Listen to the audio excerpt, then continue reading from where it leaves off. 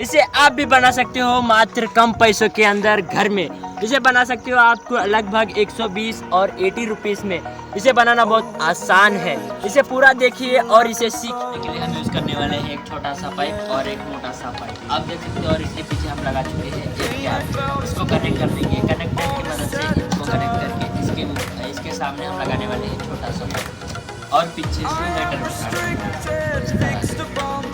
आपको ये video useful लगा तो नीचे लाइक कीजिए और सब्सक्राइब कीजिए। अब मिलते हैं अगले वीडियो पे, बाय।